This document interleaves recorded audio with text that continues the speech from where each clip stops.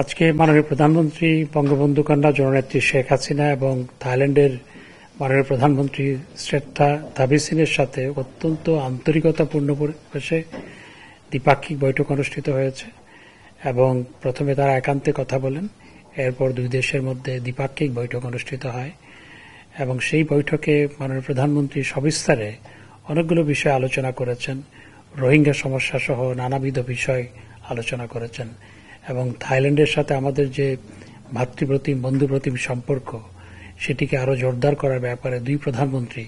অত্যন্ত আগ্রহ ব্যক্ত করেছেন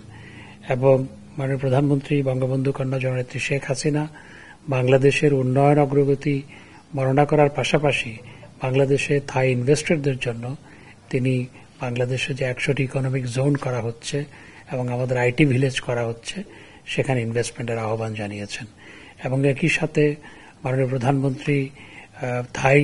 বিজনেসম্যানদের জন্য বাংলাদেশে প্রয়োজনে যদি থাই সরকারের পক্ষ থেকে চাওয়া হয় তাহলে বিশেষ অর্থনৈতিক জোনও করে দেওয়ার জন্য তিনি বলেছেন এবং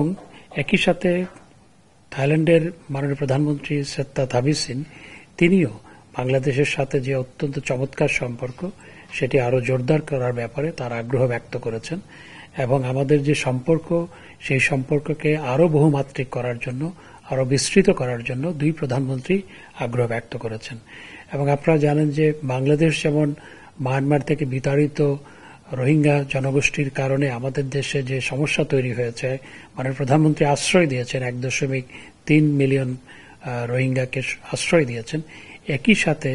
থাইল্যান্ডও মায়ানমার থেকে পালিয়ে আসা অনেকে আশ্রয় নিয়েছে এবং পালিয়ে আসছে। তারাও এই মায়ানমার থেকে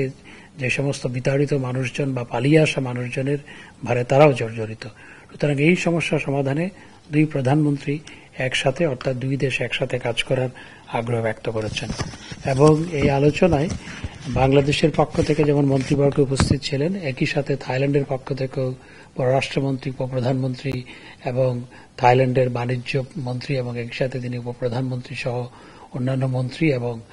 উচ্চপদস্থ কর্মকর্তারা উপস্থিত ছিলেন এবং সবশেষে বাংলাদেশ এবং থাইল্যান্ডের মধ্যে 3টি সমঝোতা স্মারক, একটি চুক্তি এবং একটি লেটার অব ইন্টেন্ট স্বাক্ষরিত হয়। সমঝোতা স্মারকগুলি স্বাক্ষরিত হয়